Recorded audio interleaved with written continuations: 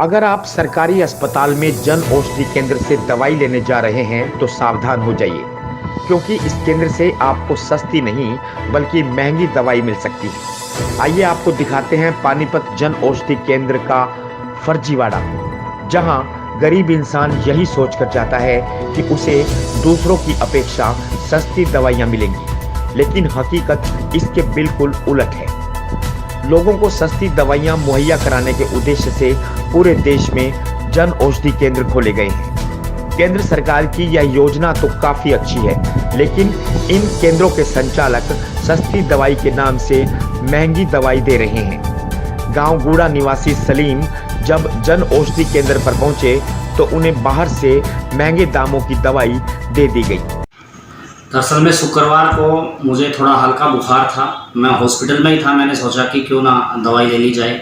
मैंने डॉक्टर पहले पर्ची कटवाई, उसके बाद डॉक्टर को दिखाया। डॉक्टर को दिखाने के बाद जो सरकारी हॉस्पिटल की डिस्पेंसरी है, मैं उसमें दवा लेने के लिए गया तो वहाँ दवाई नहीं थी। उसके बाद वहीं से बताया गया कि 14 नंबर में बहुत सस्ते दामों पे दवाई दी जाती है, आप वहाँ जाइए। मैं वहाँ गया तो मुझे दवाई दे दी गई। जो दवाई दी तो मैंने उस दवाई का जो 150 रुपये मेरे से ले लिया गया। मैं बोला उनसे कि इसका मुझे बिल दे दें आप। उन्होंने बिल देने से मना कर दिया। साथ में कुछ धमकियां भी दी कि आप को जो करना है कर लें, यहाँ पे इस तरह से ही पैसे लिए जाते हैं और दवाई दी जाती है। उसके बाद मैंने बाहर के स्टोरों से इन दवाइयों का पता किया तो ये दवाई जो है उस रेट पे नहीं थी जिस रेट पे उन्होंने मुझे दी। मैं दोबारा वापस गया तो मैंने फिर उनसे बिल की डिमांड की कि आप मुझे सिर्फ बिल दें और जो आपने पैसे ले लिए ठीक है। उन्होंने मुझे बिल नहीं दिया, बल्कि ये पर्ची बड़ी विनती करने के बाद, निवेदन करने के बाद दी। तो मैंने कहा कि इस पर आप अपनी मोहर लगा दें, तो उन्होंने मोहर लगाने से भी मना कर दिया। तो इसके बाद फिर मैं रेड क्रॉस में गया, वहाँ पे अधिकारियों से मिला। कुछ अधिकारियों ने बातचीत की, वहाँ पे अंकित नाम का जो मैनेजर है उससे, उसने मुझे बिल देने का आश्वासन दिया और मैं अगले दिन मुझे बुलाया और मुझे जब बिल दिया गया, फिर मुझे ये एक बिल दिया बहुत सिफारिशों के बाद। इस बिल में उन्होंने क्या किया, बड़ी चालाकी से बैच जो नंबर है वो बदल दिए, जबकि इन दवाइयों के जो बैच नंबर हैं वो कुछ और हैं, ये बैच नंबर कुछ और हैं। मतलब कि वहाँ पर जो गरीबों को दवाई दी जाती है उस पर प्रधानमंत्री की जो जिसके तहत ये उनको स्टोर दिए गए हैं, यहाँ पे बाकायदा उसका लोगो लगा होता है, जन औषधि केंद्र परियोजना का, लेकिन इन दवाइयों पे कहीं भी वो लोगो नहीं है। और इसकी मैंने जब फर्जीवाड़ा इसका पकड़ा तो फिर मैंने सेक्रेटरी साहब को भी शिकायत की इसकी, और तमाम जो अधिकारी वहाँ के थे उनको भी शिकायत की। मैंने अंकित को भी फ़ोन मिलाया कि आपने मेरे साथ ऐसा क्यों किया, मैं तो आपकी कोई शिकायत करने वाला भी नहीं था, मुझे सिर्फ बिल चाहिए था।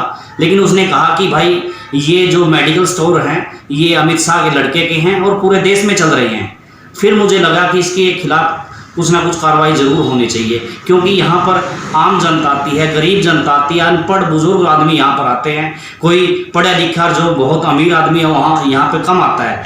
और सीधा सीधा आप देखिए कि जब आप स्टोर के बाहर जाएंगे इतने बड़े बड़े स्लोगनों में प्रधानमंत्री की अपील कि आपको गरीबी या दवाई के बगैर मरने नहीं देंगे, इस प्रकार के स्लोगन वहाँ पे प्रधानमंत्री के बड़े बड़े फोटो लगे हुए हैं। बावजूद इसके वहाँ पे स्टोर संचालकों की जो है मनमानी आप देख सकते हैं। ये मेरे साथ ही नहीं, मेरे ख्याल से और लोगों के साथ भी होता होगा। स्टोर के संचालक अंकित से बातचीत करवाने के बाद दवा का बिल बना कर दिया, लेकिन बिल बनाने वाले ने चालाकी से तीनों दवा के बैच नंबर ही बदल डाले।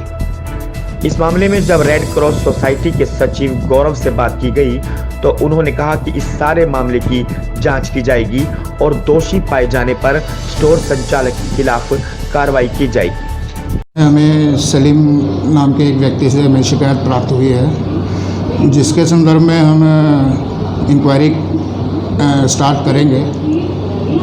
श्री अंकित गोयल जो उसके संचालक हैं, उनका अभी कोरोना टेस्ट हुआ है, जिसकी रिपोर्ट अभी तक आई नहीं है। तो जैसे ही वो रिपोर्ट आ जाती है तो उनको बुला करके और कार्यवाही जो भी होगी वो इंक्वायरी करी जाएगी और कार्रवाई में जो भी निकल करके आता है उसके अनुसार एक्शन लेगी।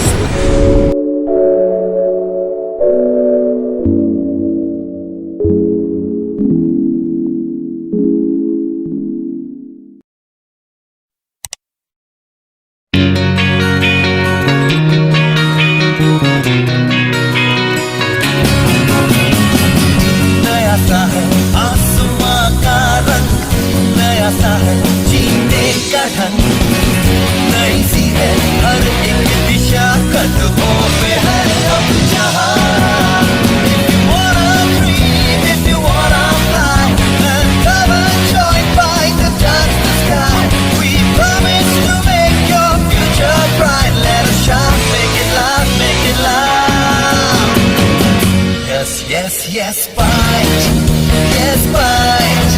is the right choice for you. Yeah,